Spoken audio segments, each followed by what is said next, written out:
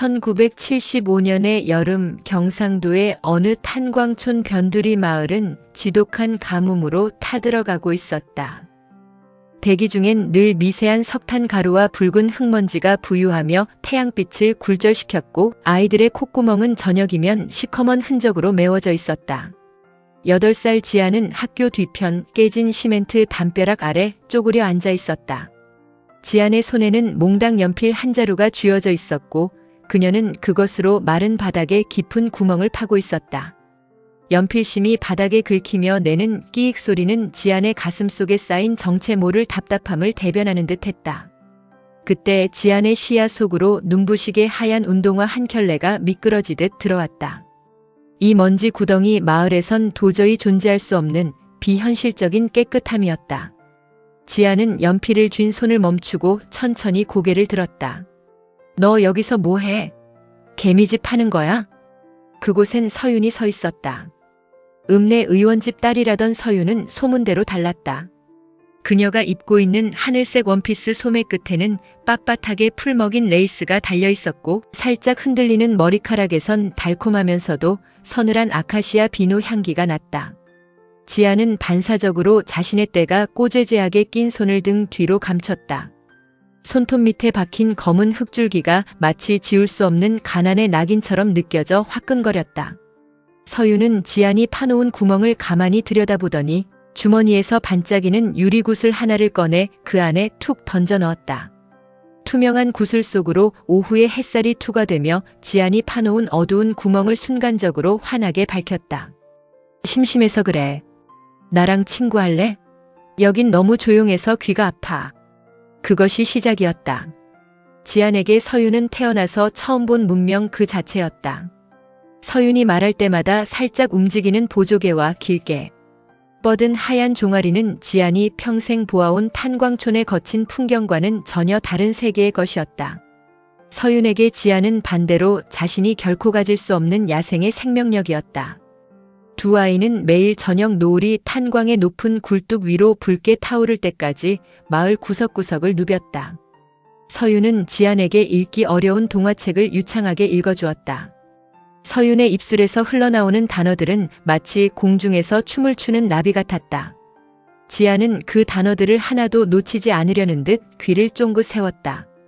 대신 지안은 서윤에게 뱀의 꼬리를 잡는 법과 가장 단 오디를 따는 법, 그리고 뽕잎을 따서 누에에게 먹이는 법을 가르쳤다. 지안의 손등이 가시에 긁혀 피가 맺혀도 서윤의 하얀 원피스에 흙탕물이 튀어도 두 아이는 웃음을 멈추지 않았다. 서윤은 영특했다. 학교 선생님들은 서윤이 질문에 답을 할 때마다 경외감이 섞인 감탄을 금치 못했다. 그녀는 이 척박한 마을의 유일한 희망이자 자부심으로 떠올랐다. 반면 지아는 늘 서윤의 한 발짝 뒤에서 그녀의 책가방을 들어주거나 서윤이 칠판 앞에서 어려운 문제를 풀 때 지우개를 들고 대기하는 존재였다. 동네 어른들은 지안을 보며 서윤이네 집 식모딸이냐 혹은 서윤이 껌딱지라며 혀를 찼다. 하지만 지안은 그 말이 서럽지 않았다. 오히려 서윤의 눈부신 빛의 영역 안에 머물 때만 자신이 비로소 특별해지는 기분이 들었기 때문이다. 서윤의 화려함이 커질수록 지안의 존재감도 그 그림자만큼 길게 늘어졌다. 어느 날 밤 두 아이는 마을 뒷산 바위에 올라 밤하늘을 보았다. 탄광촌의 하늘은 유독 별이 쏟아질 듯 가까웠다. 서윤이 길게 뻗은 손가락으로 북극성을 가리키며 나직하게 속삭였다. 지안아, 나는 여기서 나가서 서울로 갈 거야. 거기서 제일 높은 사람이 될 거야. 너도 같이 갈 거지? 내가 앞서가면 너는 뒤에서 내 옷자락을 잡고 따라오면 돼. 지안은 대답 대신 서윤의 작고 하얀 손을 꼭 맞잡았다. 서윤의 손바닥은 부드러운 솜털 같았고 지안의 손바닥은 뽕나무를 타고 흙을 파느라 이미 굳은 살이 단단하게 박여 있었다. 그 감촉의 온도 차이가 지안의 어린 가슴 속에 묘한 균열을 일으켰다. 그것은 순수한 동경인 동시에 지독하게 시린 시샘의 씨앗이었다.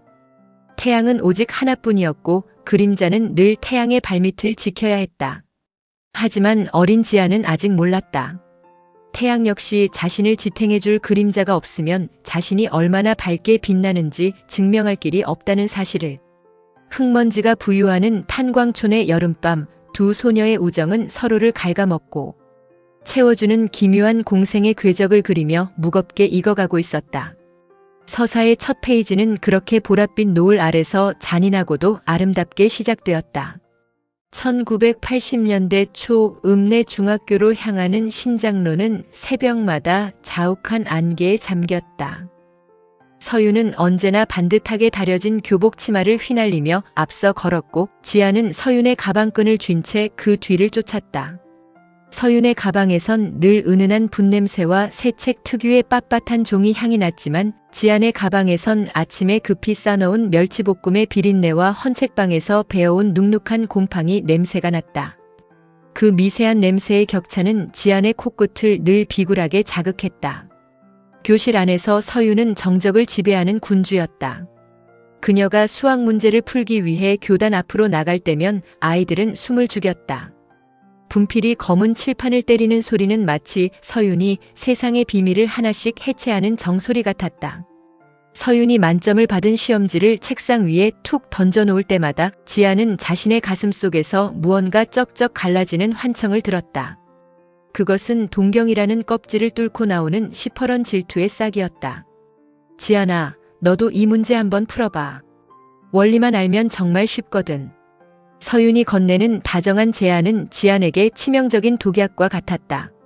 서윤의 희고 매끄러운 손가락이 가리키는 공식들은 지안의 눈앞에서 어지럽게 뒤엉켰으나 지안은 보란듯이 고개를 끄덕이며 입술을 깨물었다. 너무 세게 깨문 탓에 입안에 비릿한 피맛이 돌았지만 지안은 멈추지 않았다. 집에 돌아온 지안은 등잔불 아래에서 서윤이 버린 연습장을 펼쳤다. 서윤의 유려하고 거침없는 필체를 흉내내며 쓰고 또 썼다. 손가락 마디에 딱딱한 굳은 살이 박이고 중지 옆면이 잉크로 새카맣게 물들어 씻어도 지워지지 않을 때까지 지아는 눈을 부릅떴다. 그녀는 서윤의 그림자가 아니라 서윤을 비추는 거울이 되고 싶었다. 서윤이 영어 단어 100개를 외우면 지아는 200개를 외웠고 서윤이 밤 12시에 불을 끄면 지아는 새벽 2시까지 등잔 기름이 타 들어가는 냄새를 견디며 버텼다. 하지만 결과는 늘 참담했다. 서윤은 가볍게 산책하듯 정점에 올랐지만 지아는 온몸이 진흙탕이 되도록 기어올라도 서윤의 발치에 닿을까 말까였다. 노력이라는 말로도 메울 수 없는 타고난 감각의 벽은 지안을 절망하게 했다. 어느 날 오후 학교 뒤편 낡은 창고 뒤에서 지아는 서윤이 쓴 비밀 편지 한 통을 발견했다. 읍내 우체국장의 아들, 공부 잘하고 잘생긴 진우에게 보내려던 편지였다. 진우야, 이 마을은 너무 좁아. 나는 가끔 내가 이 흙먼지 구덩이에서 시들어가는 꽃 같다는 생각을 해. 하지만 지안이를 보면 힘이 나. 걔는 참 무식할 정도로 열심히 하거든. 가끔은 그 미련함이 부럽기도 해. 나는 지안이를 데리고 꼭 서울로 갈 거야. 내가 빛날 때 내 옆엔 꼭 지안이가 있어야 하니까. 편지를 읽는 지안의 손이 파르르 떨렸다. 무식함, 미련함, 그리고 빛을 돋보이게 하는 배경. 서윤에게 자신은 대등한 친구가 아니라 자신의 고결함을 증명해주는 초라한 장식품일 뿐이었다. 지아는 편지를 갈기갈기 찢어 학교 변속 한 깊숙한 곳에 던져버렸다. 잉크가 구정물에 번져 흐릿해지는 것을 보며 지아는 처음으로 서윤이 망가지기를 간절히 기도했다. 서윤의 그 깨끗한 하얀 운동화가 오물에 처박히기를, 그 유려한 목소리가 처참한 비명으로 변하기를. 사춘기의 지아는 그렇게 서윤을 증오하며 서윤을 닮아갔다. 서윤이 읽는 소설책을 몰래 사서 밑줄을 쳤고 서윤이 쓰는 향수 이름을 외워두었다가 시장통에서 비슷한 냄새의 저렴한 분가루를 샀다. 두 소녀 사이엔 이제 말로 다 할 수 없는 팽팽한 긴장감이 흐르고 있었다. 서윤은 지안의 변화를 눈치채지 못한 듯 여전히 다정했으나 그 다정함이야말로 지안의 자존감을 가장 깊게 찌르는 칼날이었다. 비가 쏟아지는 하굣길, 우산 하나를 같이 쓰고 걷던 서윤이 문득 지안의 어깨를 감싸 안았다. 빗방울이 우산천에 부딪혀 둔탁한 소리를 냈고 흙탕물이 튀어 지안의 양말을 더럽혔다. 지안아, 우리 고등학교는 꼭 서울로 가자. 거기 가면 우리 진짜 근사해질 거야. 그치? 서윤의 눈동자는 빗물보다 더 투명하게 빛났고 그 안엔 지안의 초라한 얼굴이 박혀 있었다. 지아는 서윤의 품 안에서 지독한 갈증을 느꼈다. 서윤을 사랑하면서도 죽이고 싶고 서윤을 닮고 싶으면서도 지워버리고 싶은 이지옥 같은 연대감. 탄광촌의 어둠을 뚫고 서울이라는 거대한 심장을 향해 맥박치기 시작한 두 소녀의 열망은 그렇게 서로를 갉아먹으며 기괴하게 자라나고 있었다. 1983년의 서울역은 거대한 짐승의 내장처럼 시끄럽고 무질서했다. 탄광촌의 좁은 하늘 아래서 평생을 보낸 지안에게 역 광장을 가득 메운 사람들의 물결은 공포에 가까웠다. 낡은 보따리를 품에 안은 지안의 손등 위로는 구로공단, 직업훈련소의 주소가 적힌 쪽지가 땀에 절어 흐릿해지고 있었다. 그 곁에서 서윤은 눈부시게 하얀 캠퍼스 가방을 메고 있었다. 가방 옆 주머니엔 S대 합격 통지서와 영문판 소설책이 꽂혀 있었다. 그 같은 기차를 타고 상경했으나 두 사람의 발바닥이 닿은 서울의 흙은 이미 다른 성분을 띠고 있었다. 지안아, 일단 내 자취방으로 같이 가자. 거기서 같이 공부하면서 길을 찾으면 되잖아. 서윤의 목소리는 다정했다. 하지만 그 다정함은 지안의 발등에 떨어진 뜨거운 촛농 같았다. 서윤의 아버지가 마련해준 관악구의 깨끗한 원룸과 자신이 가야 할 가리봉동이, 벌집이라 불리는 좁고 축축한 쪽방. 그 사이의 거리는 기차표 가격의 차이보다 훨씬 더 아득했다. 지아는 보따리 끈을 더 세게 고쳐쥐었다. 손바닥에 굳은 살이 보따리에 거친 천 조각과 마찰하며 서늘한 통증을 만들어냈다. 아니 서윤아, 나 취업하러 온 거야. 너 공부하는데 방해돼. 지아는 일부러 고개를 돌려 서윤의 맑은 눈동자를 피했다. 서윤의 눈에 비친 자신의 모습이 너무도 초라해서 견딜 수 없었다. 서윤은 잠시 입술을 달싹이다가 주머니에서 정성스럽게 접은 손수건 한 장을 꺼내 지안의 손에 쥐어주었다. 수건에선 서윤이 늘 쓰던 그 달콤하고 서늘한 아카시아 향기가 났다. 탄광촌의 흙먼지 속에서도 기어코 살아남았던 그 문명의 냄새가 서울의 매연 섞인 공기 속에서 더욱 선명하게 피어올랐다. 이거 가져가. 힘들 때마다 내 생각해. 우리 꼭 서울에서 멋지게 성공하기로 약속했잖아. 성공. 그 단어는 서윤의 입술 위에선 찬란한 금빛이었지만 지안의 가슴 속에선 녹슨 못이 되어 박혔다. 서윤이 택시를 타고 관악구의 푸른 언덕을 향해 떠날 때 지안은 짐차의 뒷칸에 몸을 싣고 가리봉동의 어두운 골목으로 스며들었다. 가리봉동의 밤은 지독하게 습했다. 지안이 배정받은 벌집방은 한 사람이 누우면 남는 공간이 거의 없었다. 벽지는 곰팡이로 얼룩져 있었고 옆방에서 들려오는 낯선 사내들의 코 고는 소리와 여공들의 흐느낌이 얇은 벽을 뚫고 지안의 고막을 긁어댔다. 지안은 서윤이 준 손수건을 코에 대고 숨을 들이켰다. 아카시아 향기는 순식간에 사라지고 방 안을 가득 채운 눅눅한 땀 냄새와 기름때 냄새가 지안의 폐부를 점령했다. 다음 날부터 지안의 일상은 거대한 기계 소음 속에 매몰되었다. 미신기가 돌아가는 드르륵 소리는 예전 서윤의 타자기 소리보다 훨씬 더 폭력적이었다. 바늘 끝을 응시하며 원단을 박을 때마다 지안의 눈에선 마른 눈물이 흘렀다. 손가락 끝은 바늘에 찔려 구멍이 숭숭 났고 퇴근길이면 온몸에 먼지가 뽀얗게 내려앉았다. 반면 서윤은 대학 교정의 잔디밭 위에 앉아 해계를 논하고 비발디를 들었다. 주말마다 지안을 찾아오겠다는 서윤의 편지가 가리봉동 우편함에 꽂혔지만 지안은 단 한 번도 답장을 쓰지 않았다. 자신의 거친 손과 기름기 낀 머리카락을 서윤에게 보여주는 것은 죽기보다 싫었다. 지안은 서윤이 준 손수건을 방 구석 깊숙한 곳에 처박아 두었다. 그 향기가 지워질 때쯤 지안의 마음속에 자리 잡았던 서윤의 자리는 지독한 증오와 더 지독한 열망으로 대체되어 가고 있었다. 서윤은 대학보에 실린 자신의 수필에서 도시에 소외된 자들에 대해 우아하게 서술했다. 그 소외된 자 중 하나인 지안은 공장 화장실에서 그 글을 읽으며 실소했다. 서윤의 문장은 아름다웠으나 그 문장 아래 깔린 지안의 핏물 섞인 노동은 단 한 줄도 설명하지 못했다. 지안은 신문지를 구겨 발로 짓밟았다. 너는 계속 빛나고 있어, 서윤아. 나는 내가 더 눈부시게 빛나길 바라. 그래야 내가 추락할 때 그 어둠이 더 깊고 선명할 테니까. 지안의 눈동자엔 이제 탄광촌의 순진한 시샘이 아니라 서울의 매연 속에서 단련된 서슬 퍼런 살기가 서려 있었다. 상행선 기차는 두 여자를 같은 도시로 데려다 주었지만 그들이 내린 정거장은 서로 다른 우주의 시작점이었다. 지안은 미신기 페달을 밟으며 자신의 청춘을 지식여 넣었다. 오직 서윤이라는 찬란한 태양을 가려버릴 거대한 그림자가 되기 위해서. 1980년대 후반의 서울, 신림동 고시촌의 새벽은 지독하게 서늘했다. 서윤은 눅눅한 곰팡이 냄새가 배어든 고시원의 비좁은 책상 앞에 앉아 있었다. 그녀의 눈앞엔 수천 페이지에 달하는 법전들이 성벽처럼 쌓여 있었다. 형광등의 미세한 떨림음만이 정적을 메웠고 서윤의 손가락 끝은 종이에 베인 자잘한 흉터들로 가득했다. 탄광촌의 수재였던 그녀는 이제 법이라는 거대한 미로 속을 헤매는 망령과 같았다. 서윤은 뻑뻑한 눈을 비비며 낡은 안경을 고쳐 썼다. 렌즈 너머로 보이는 글자들은 마치 검은 벌레들이 기어다니는 것처럼 어지러웠다. 그녀는 가끔 창밖의 푸르스름한 새벽빛을 보며 지안을 떠올렸다. 가리봉동의 어느 공장에서 미싱을 돌리고 있을 지안. 서윤은 자신의 고통이 지안의 노동보다 고결하다고 믿고 싶어 했다.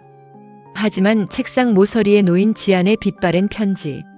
봉투 단 한 번도 답장이 오지 않은 그 종이 뭉치를 볼 때마다 서윤의 가슴 밑바닥에선 알 수 없는 불안함이 독처럼 퍼졌다. 지안아, 너는 지금 어떤 어둠 속에 있니? 나처럼 이 글자들의 감옥에 갇혀 있니? 서윤의 나직한 독백은 좁은 방 안에서 맥없이 흩어졌다. 그녀는 지안이 자신의 빛을 받쳐주는 그림자로 남길 원했지, 아예 소식조차 끊긴 미지의 존재가 되는 것은 견딜 수 없었다.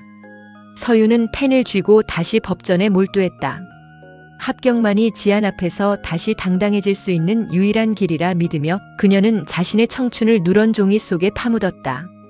같은 시각 무교동의 어느 지하 카바레. 공기를 찢는 드럼 소리와 자욱한 담배 연기 속에서 지안은 무대 위로 올라섰다. 공장의 기름때를 벗겨낸 그녀의 몸엔 반짝이는 스팽글이 가득 박힌 저렴한 드레스가 감겨 있었다. 조명은 잔인하리만큼 밝게 지안의 얼굴을 비추었고 취객들의 음탕한 시선은 칼날처럼 지안의 피부를 훑쳤다. 지안은 마이크 스탠드를 움켜쥐었다. 손바닥엔 여전히 공장에서 박힌 굳은 살이 단단하게 만져졌지만 그녀의 입술에선 지독하게 매혹적인 노래가 흘러나왔다. 그것은 탄광촌에서 서윤의 뒤를 쫓으며 삼켰던 울분이었고 가리봉동 벌집 방에서 서윤의 손수건을 짓밟으며 키웠던 증오의 선율이었다. 나를 봐, 서윤아. 내가 법전 속에 파묻혀 썩어가고 있을 때 나는 이 더러운 조명 아래서 가장 화려하게 타오르고 있어. 지안은 노래하며 웃었다. 무대 아래에서 쏟아지는 박수 소리는 미신기의 굉음보다 더 짜릿하게 귓가를 때렸다. 사람들은 그녀를 밤의 여왕이라 불렀지만 지안은 자신이 서윤의 파멸을 노래하는 예언자라고 생각했다. 그녀는 번 돈을 모조리 화려한 옷과 독한 화장품에 쏟아부었다. 서윤의 그 은은한 아카시아 향기를 지워버리기 위해 지안은 지독하게 진한 장미 향수를 온몸에 뿌려댔다. 공연이 끝난 뒤 지안은 대기실 거울 앞에 앉아 분을 덧칠했다. 거울 속의 여자는 더 이상 탄광촌의 껌딱지가 아니었다. 눈가를 검게 칠한 욕망의 화신이었다. 지안은 화장대 구석에 놓인 서윤의 신문 칼럼 기사를 빤히 쳐다보았다. 정의의 실현과 법의 숭고함에 대해 논하는 서윤의 문장 위로 지안은 피 같은 붉은 립스틱을 길게 그었다. 숭고함? 너의 그 깨끗한 손으로 정의를 말할 때 나는 이 밑바닥에서 피눈물을 흘리며 계단을 오르고 있어. 우리가 다시 만날 때 누가 더 높이 서 있을지 기대되지 않니? 지안은 독한 위스키를 단숨에 들이켰다. 목구멍이 타 들어가는 통증 속에서 그녀는 서윤이라는 거대한 태양을 삼켜버릴 어둠의 힘을 길렀다. 고시촌의 서윤이 정적 속에서 자신을 갉아먹고 있다면 무교동의 지안은 소음 속에서 자신을 괴물로 빚어내고 있었다.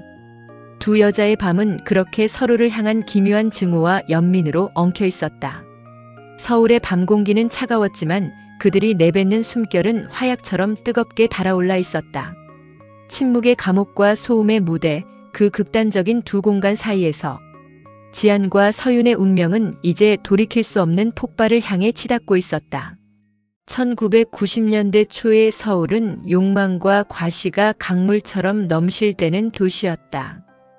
압구정동의 한 고급 멤버십 바 자욱한 씨가 연기와 고가의 싱글몰트, 위스키 향이 뒤섞인 그곳에서 서윤은 승리자의 미소를 짓고 있었다. 그녀의 어깨 위엔 연수원을 우수한 성적으로 수료한 예비검사의 권위가 훈장처럼 얹혀 있었고, 맞춤 제작된 감색 정장은 그녀의 마른 몸을 빈틈없이 감싸 안아 범접할 수 없는 서늘한 기운을 뿜어냈다. 그녀의 맞은편에는 지안이 앉아 있었다. 지안은 더 이상 무교동 지하의 여가수가 아니었다. TV 예능과 가요 차트를 휩쓴 시대의 아이콘이 된 그녀는 번쩍이는 금색 시퀸 드레스를 갑옷처럼 입고 있었다. 지안의 입술은 피처럼 붉은 립스틱으로 덧칠해져 있었고, 그녀가 잔을 들어 올릴 때마다 손가락에 박힌 다이아몬드가 조명을 받아 잔인하게 번쩍였다. 두 여자 사이에는 묘한 긴장감이 흐르고 있었다.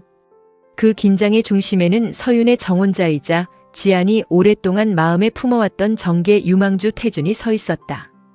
태준은 두 여자의 과거를 알지 못한 채 서윤의 고결함과 지안의 화려함 사이에서 위태로운 줄타기를 하고 있었다.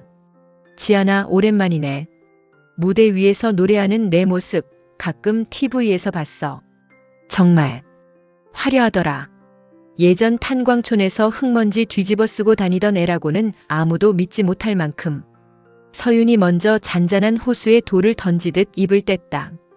그녀의 목소리는 우아했으나 그 안에는 너의 근본은 결국 흙바닥이라는 명백한 비하가 섞여 있었다. 서윤은 태준의 손을 지그시 맞잡으며 지안을 응시했다. 그것은 승자가 패자에게 베푸는 잔인한 시혜였다. 지안은 잔 속의 얼음을 이빨로 부드득 깨물었다. 그 소름 끼치는 소리가 조용한 바 안을 울렸다. 지안은 비릿하게 웃으며 태준을 향해 시선을 던졌다. 태준의 눈동자가 지안의 깊은 가슴골과 화려한 미모에 잠시 흔들리는 것을 서윤도 지안도 놓치지 않았다. 서윤아, 너는 여전하구나. 법조인이 됐다고 해서 그 잘난 척하는 말투가 변할 줄 알았는데. 근데 그거 아니? 너처럼 딱딱한 법전만 읽은 여자들은 모르는 게 있어. 남자의 심장은 정의감이 아니라 아주 원초적인 자극에 움직인다는 거. 지안의 도발에 서윤의 눈썹이 미세하게 떨렸다. 서윤은 태준의 손을 놓지 않은 채 냉소적으로 대답했다. 자극? 그래, 너는 평생 자극을 팔아 살아왔으니 그게 세상의 전부라고 믿겠지. 하지만 지안아, 자극은 금방 휘발돼. 태준 씨가 찾는 건 평생을 함께할 격조 있는 동반자지 밤거리의 장식품이 아니야. 내가 아무리 비싼 드레스를 입고 다이아몬드를 감아도 내 손톱 밑에 박힌 그 지독한 기름때 냄새는 지워지지 않아. 나는 그게 보여. 내가 얼마나 필사적으로 그걸 감추려 애쓰는지. 기름때 냄새. 그 단어는 지안의 아킬레스건을 정확히 관통했다. 가리봉동 벌집 방에서 미싱을 돌리던 시절 아무리 씻어도 지워지지 않던 그 비굴한 가난의 냄새. 지안은 벌떡 일어섰다. 그녀가 차고 있던 팔찌들이 부딪히며 날카로운 금소금을 냈다. 격조? 숭고함? 웃기지 마, 심서윤. 너는 단 한 번도 내 힘으로 바닥을 기어본 적 없잖아. 부모가 깔아준 비단길 위에서 공정함을 논하는 게 얼마나 가증스러운지 알아? 내가 말하는 그 고결함은 사실 비겁함의 다른 이름일 뿐이야. 너는 내가 망가지길 바랐지? 내가 내 발바닥 밑에서 평생 가방이나 들어주길 바랐지? 근데 어쩌나 이제는 내가 너보다 훨씬 많은 사람의 시선을 끌고 있는데. 지안은 테이블 위에 놓인 물잔을 집어들어 서윤의 정장 위로 천천히 쏟아부었다. 투명한 물이 서윤의 값비싼 옷감을 적시며 짙은 얼룩을 만들었다. 태준이 경악하며 지안을 제지하려 했으나 지안은 그의 손을 거칠게 뿌리쳤다. 잘 봐, 서윤아. 이게 내가 그토록 지키고 싶어 했던 고결함의 실체야. 물 한 잔에 이렇게 쉽게 젖어버리는 보잘것없는 옷처럼 너의 그 위선도 조만간 바닥을 드러낼 거야. 태준 씨, 가져가. 이런 껍데기뿐인 남자 나도 필요 없어. 하지만 기억해. 너는 평생 나를 시기하며 살게 될 거야. 내가 가진 그 원초적인 생명력을 너는 죽었다 깨어나도 가질 수 없으니까. 서유는 젖은 옷을 내려다보며 부르르 떨었다. 그녀의 얼굴은 분노로 하얗게 질려 있었고 평생 쌓아온 냉정함의 성벽이 무너져 내리고 있었다. 서유는 자리를 떠나려는 지안의 등 뒤에 대고 악에 바친 목소리로 소리쳤다. 가서 내 그 천박한 노래나 실컷 불러. 너는 평생 이 고귀한 문장들의 세계로 들어오지 못해. 너는 그냥 광대일 뿐이야. 죽을 때까지 남의 시선에 구걸하며 사는 가련한 광대. 지안은 멈추지 않았다. 그녀는 하이힐 소리를 요란하게 내며 발을 빠져나갔다. 복도를 걷는 지안의 눈에서 뜨거운 눈물이 뺨을 타고 흘러내렸지만 그녀는 입술이 터지도록 깨물며 웃음을 지었다. 서윤의 그 무너진 표정, 당황함으로 일그러진 눈동자를 본 것만으로도 충분했다. 그날 밤 서울의 하늘에선 진눈깨비가 흩날렸다. 서윤은 젖은 옷을 입은 채 자신의 서재에 틀어박혀 법전을 찢어발겼고 지아는 자신의 화려한 드레스를 가위로 난도질하며 통곡했다. 탄광촌의 흙먼지 속에서 시작된 두 소녀의 우정은 그렇게 가장 화려한 장소에서 가장 추악한 방식으로 종말을 고했다. 이제 두 여자 사이엔 어떠한 다리도 남아있지 않았다. 오직 서로의 심장에 깊게 박힌 모멸감의 파편들만이 지워지지 않는 흉터가 되어 자라나고 있었다. 깨진 거울의 조각들은 다시는 합쳐질 수 없었고 그 단면은 각자의 손을 베어 피를 흘리게 했다. 80년대의 낭만은 사라지고 90년대의 잔인한 경쟁만이 그들의 앞날을 가로막고 있었다. 2026년의 서울은 지나치게 매끄럽고 차가웠다. 통유리로 뒤덮인 빌딩들은 서로의 위용을 뽐내며 하늘을 찌르고 있었고 거리를 메운 사람들은 각자의 스마트폰 속으로 침잠한 채 유령처럼 떠다녔다. 서유는 서초동 법조타운의 가장 높은 층, 자신의 집무실 가죽 의자에 깊숙이 몸을 묻고 있었다. 이제 그녀는 심서윤 법원장이라 불리는 대한민국 사법부의 거대한 기둥 중 하나였다. 탄광촌 의원 집의 영특한 딸로 불리며 비단길만 걸어온 그녀의 책상 위엔 수만 명의 운명을 결정짓는 서류들이 산더미처럼 쌓여 있었다. 벽면엔 대통령으로부터 받은 훈장들이 마치 박제된 나비처럼 걸려 있었다. 서유는 돋보기를 고쳤으며 서류를 넘기다 문득 자신의 손등을 내려다보았다. 팽팽했던 피부는 어느덧 얇은 종이처럼 가늘게 떨리고 있었고 그 위로 흐릿한 검버섯들이 시간의 낙인처럼 피어나 있었다. 그녀는 완벽한 승리자였다. 가난한 탄광촌에서 유일하게 빛나던 의원집 딸로서의 명예를 서울의 정점에서도 지켜냈다. 하지만 그녀의 가슴 깊은 곳에선 원인을 알 수 없는 지독한 한기가 스며 나오고 있었다. 그녀가 내린 수만 개의 판결은 공정했으나 정작 자신의 삶에 대한 판결은 내리지 못한 채 늙어가고 있었다. 태준과의 결혼은 겉으로는 완벽했으나 속으로는 이미 오래전 쇼윈도 부부로 전락해 부식된 지 오래였다. 그때 비서가 조심스럽게 문을 두드리며 팜플렛 하나를 건넸다. 데뷔 40주년 전설의 디바 지안. 서윤의 심장이 찰나의 순간 멈추는 듯 했다. 과거 자신의 지비를 돕던 식모. 딸이라 비아냥거림을 당하면서도 기어코 밤무대에서 시작해 시대의 아이콘이 된 그 아이. 20여 년 전 압구정바에서 서로의 영혼을 난도질했던 그날 이후로 단 한 번도 마주하지 않았던 이름이었다. 서윤은 손가락 끝으로 지안의 얼굴을 가만히 훑었다. 지안의 눈가에도 세월의 주름이 깊게 패어 있었으나 그 눈동자 속에 담긴 불꽃 같은 생명력만큼은 여전해 보였다. 서윤은 자신도 모르게 옷깃을 여몄다. 마치 적군과의 마지막 전투를 앞둔 장수처럼 비장한 각오가 서렸다. 행사장은 평창동의 한 갤러리였다. 샹들리에의 조명이 날카로운 보석처럼 빛을 뿜어내고 있었고 상류층 인사들의 가식적인 웃음소리가 샴페인 기포처럼 허공에 흩어졌다. 서윤은 꼿꼿한 자세로 VIP석에 앉아 무대를 응시했다. 이윽고 조명이 꺼지고 칠흑 같은 어둠 속에서 하이힐의 단호한 발소리가 들려왔다. 또각또각. 그 소리는 50년 전 탄광촌의 신장로를 함께 걷던 소리였고 30년 전 구로공단의 미싱 소리였으며 20년 전 절교의 순간 발을 빠져나가던 분노의 소리였다. 무대 조명이 켜지자 지안이 그곳에 서 있었다. 그녀는 온몸을 감싸는 검은색 벨벳 드레스를 입고 있었고 장식적인 화려함을 걷어낸 대신 오직 자신의 존재감만으로 무대를 압도했다. 지안이 첫 소절을 내뱉는 순간 서유는 숨을 들이켰다. 지안의 목소리는 예전의 날 선 도끼가 아니라 수천 번의 풍파를 견뎌낸 바닷가 바위처럼 묵직하고 깊었다. 노래는 화려한 테크닉을 거부한 채 인생의 쓴맛과 단맛을 모두 겪어본 자만이 낼 수 있는 처절한 진실을 담고 있었다. 지아는 노래하는 내내 VIP석에 앉은 서윤을 단 한 번도 쳐다보지 않았다. 하지만 서윤은 알 수 있었다. 지안의 문장 하나하나가 자신의 심장을 관역 삼아 날아오고 있다는 것을. 공연이 끝나고 대기실 복도에서 두 여자는 마침내 마주섰다. 갤러리의 긴 복도엔 차가운 정적만이 흘렀다. 서윤은 품격 있는 미소를 지으려 애썼고 지아는 무심한 표정으로 서윤을 바라보았다. 노래 잘 들었어, 지아나. 여전하구나. 서윤이 먼저 말을 건넸다. 그녀의 목소리는 법정에서의 판결문처럼 건조했다. 지아는 화장대 거울에 비친 자신의 모습을 정리하며 비릿하게 웃었다. 그 웃음은 예전의 증오가 아니라 삶의 피로를 공유하는 자들끼리의 기묘한 동질감에 가까웠다. 여전하긴. 너나 나나 이제 다 늙었잖아, 서윤아.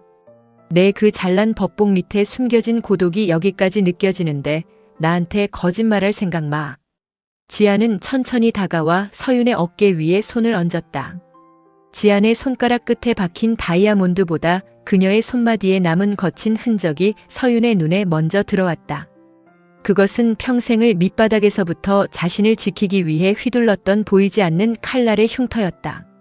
너는 내가 이겼다고 생각하지?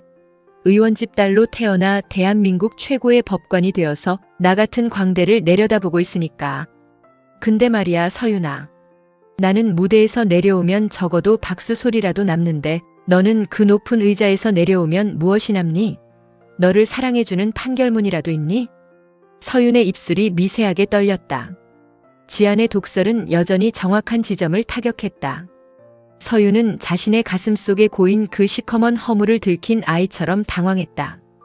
그녀는 반박하려 입을 열었지만 지안의 눈동자 속에 비친 자신의 일그러진 얼굴을 보는 순간 아무 말도 할 수 없었다. 지아는 서윤의 옷깃을 매만져주며 나직하게 속삭였다. 우리 이제 그만 서로를 미워하자. 미워할 힘도 없잖아. 너는 나의 눈부신 친구였고 나는 너의 가장 아픈 그림자였어. 그게 우리 인생의 전부야. 지아는 서윤을 뒤로 한 채 복도 끝으로 걸어나갔다.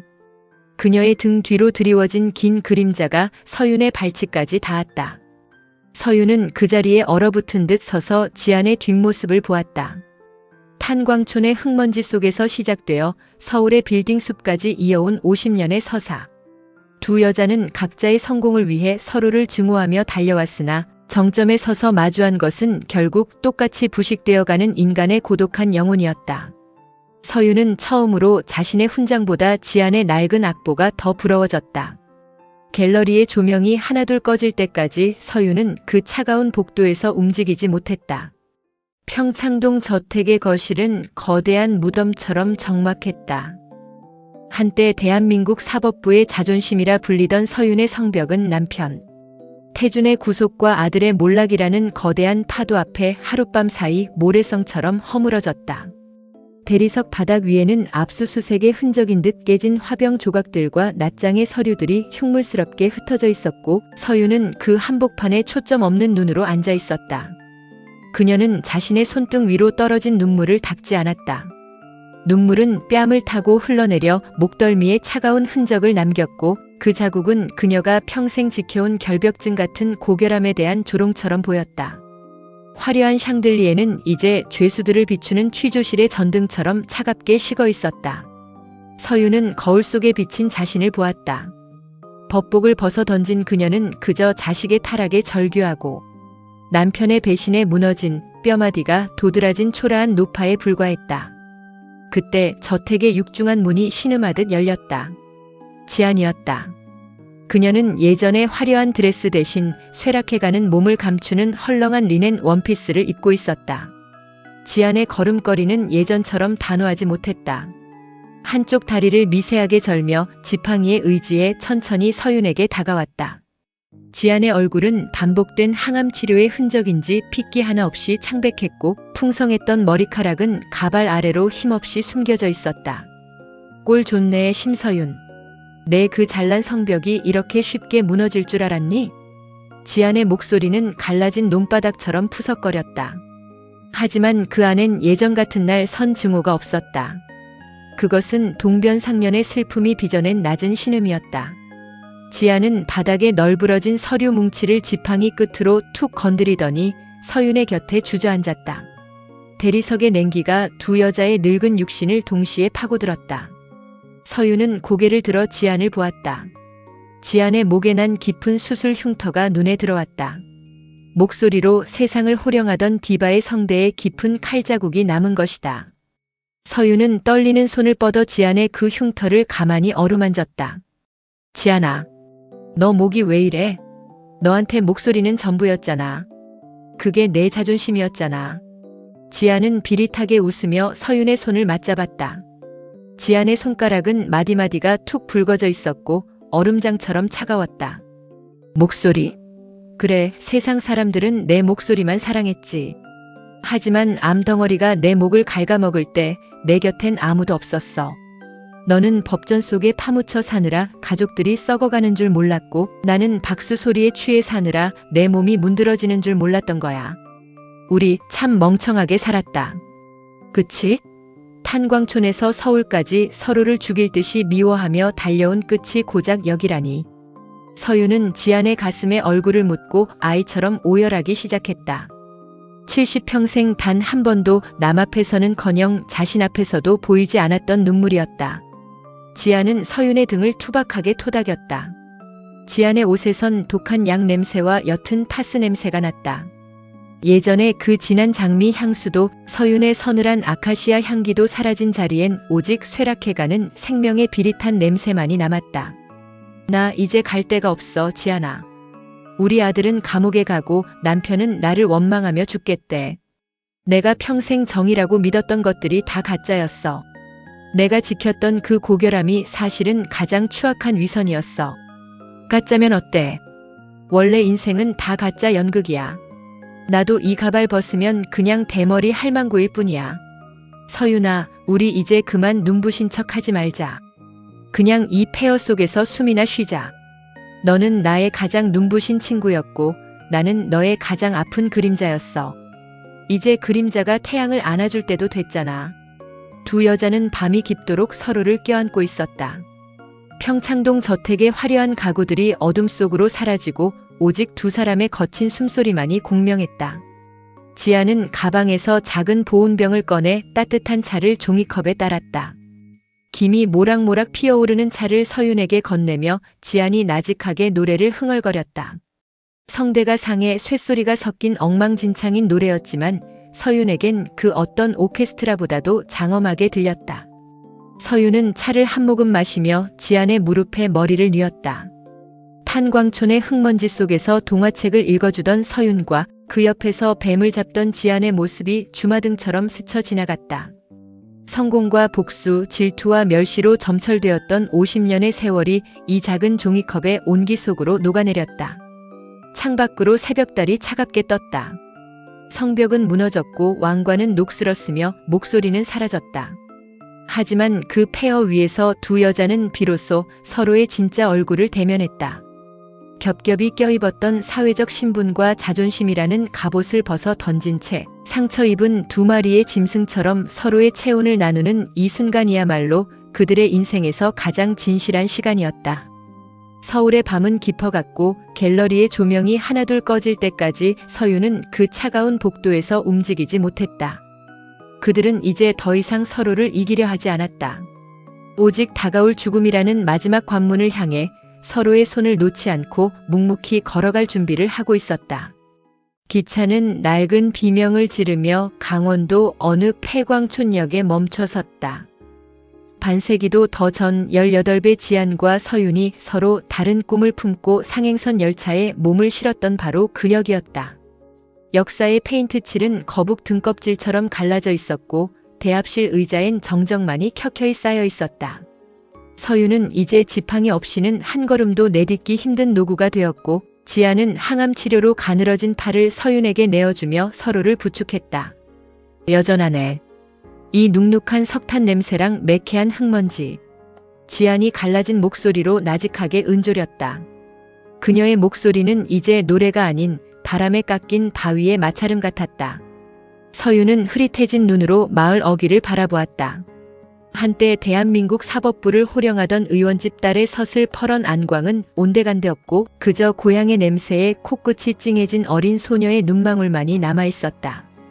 두 사람은 마을 뒷산 어린 시절 밤하늘의 별을 보며 서울행을 맹세했던 그 바위 언덕으로 향했다. 가파른 오르막길을 오를 때마다 두 여자의 숨소리는 거칠게 엉켰다. 지아는 다리를 절면서도 서윤의 허리를 단단히 감싸 안았고 서윤은 지안의 어깨에 온 체중을 실었다.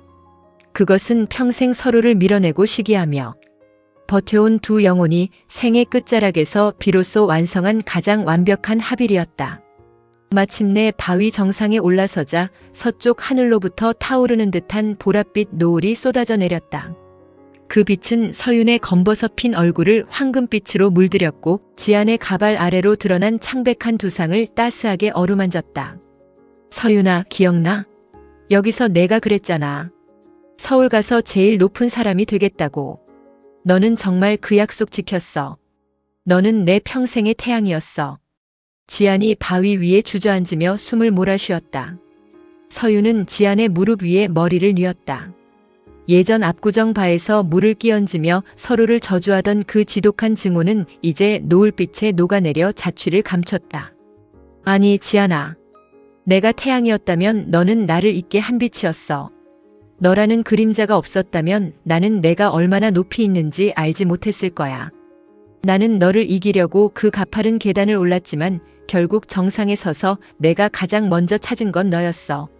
내가 나를 봐주지 않으면 내 성공은 아무 의미가 없었으니까.